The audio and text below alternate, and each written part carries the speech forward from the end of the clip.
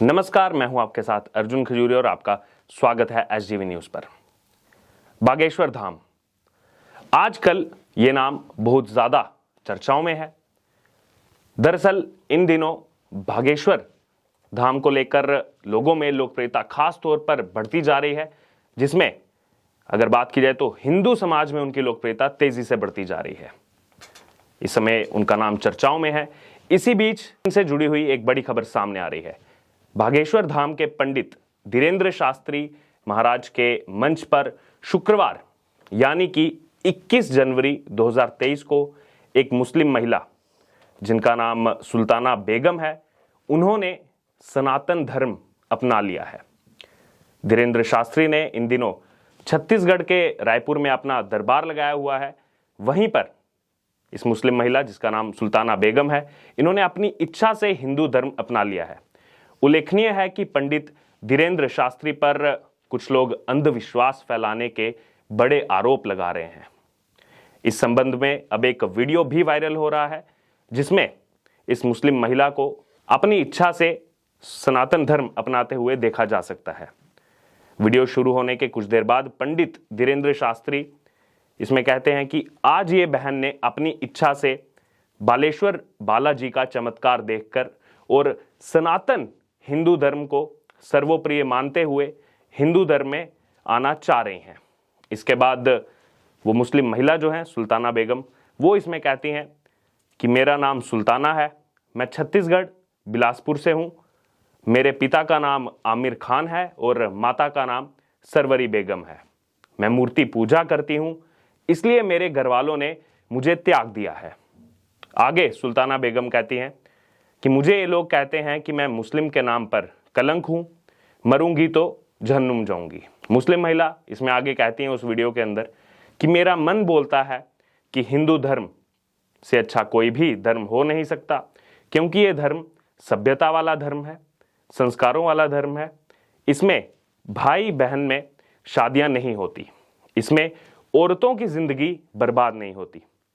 इसमें आगे जोड़ते हुए वो कहती हैं कि इसमें 3 तलाक नहीं होता, इसमें एक बार शादी होती है 7 फेरों की, जिसमें सिंदूर का महत्व होता है, मंगलसूत्र का महत्व होता है, पूरे 16 श्रृंगार का महत्व होता है। मैं लड्डू गोपाल की भी पूजा करती हूं। तो अपना दुख जो है वो प्रकट किया उन्होंने उस मंच से और सनातन धर्म में आने का फैसला किया।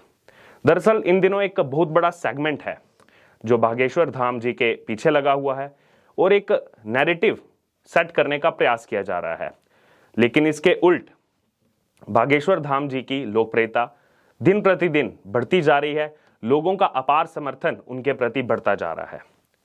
आचार्य धीरेंद्र कृष्ण शास्त्री रामकथा कहते हैं। प्रसिद्ध कथावाचक रामभद्राचार्य के प्रिय शिष्यों में शामिल हैं धीरेंद्र कृष्ण शास्त्री। बागेश्वर धाम के पीठाधीश्वर हैं। मध्य प्रदेश के छतरपुर जिला के गड़ा गांव में बागेश्वर धाम स्थित है। उन्हें उनके अनुयायी बागेश्वर धाम सरकार के रूप में भी पुकारते हैं। बागेश्वर धाम के पीठाधीश्वर धीरेंद्र कृष्ण शास्त्री ने जब से नागपुर में कथा कही है, महाराष्ट्र के नागपुर में, तब से ये हंगामा दरअसल बरपा हुआ है। उनके खिलाफ उनके विरोधियों का गुस्सा फूट पड़ा है, तो वहीं दूसरी तरफ लाखों श्रद्धालु उनके समर्थन में हैं। उनके श्रद्धालु बागेश्वर धाम सरकार के खिलाफ कुछ भी सुनना नहीं चाहते हैं। वो अपने दरबार में लोगों की पर्ची निकालते हैं, लोगों की जो समस्याएं लोगों के जीवन में हैं उसको हल करने का प्रयास करते हैं धीरेंद्र कृष्ण शास्त्री। भारत देश तो छोड़िए, बल्कि हजारों प्रशंसक उनके विदेशों में भी हैं, चाहे फिर वो यूरोप हो या फिर ऑस्ट्रेलिया। हाल ही में दरअसल विवादों में उनका नाम आया। हर कोई बागेश्वर धाम का जिक्र कर रहा है। उनके वीडियो सोशल मीडिया पर लाखों में देखे जाते हैं। अलग अलग उनके बयान पिछले एक लंबे समय से वायरल हो रहे हैं वीडियो के रूप में। हर कोई जानना चाहता है कि इतनी युवा अवस्था में आखिरकार इस संत के इतने श्रद्धालु कैसे हैं।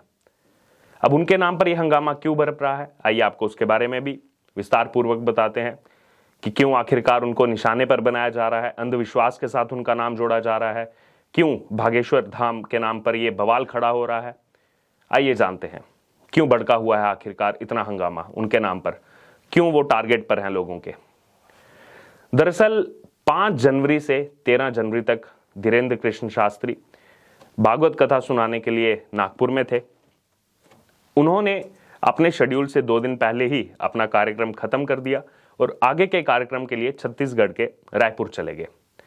अब 2 दिन पहले जब कार्यक्रम खत्म कर दिया गया तो नागपुर में कुछ तर्कवादियों ने दरअसल एक सार्वजनिक मंच पर उनको चमत्कार करने की चुनौती दी थी। अब उन तर्कशास्त्रियों का कहना है कि धीरेन्द्र शास्त्री को हमने चुनौती दी, उनको चुनौती मिली, इसलिए वो नागपुर छोड़कर चले गए, भाग गए। उन्होंने अपने ऊपर लगे आरोपों का खंडन किया धीरेन्द्र शास्त्री ने और कहा है कि उन्होंने अपने जो कार्यक्रम है उनकी तिथियों में बदलाव किया, कटौती की, इसलिए वो पहले छोड़कर चले गए।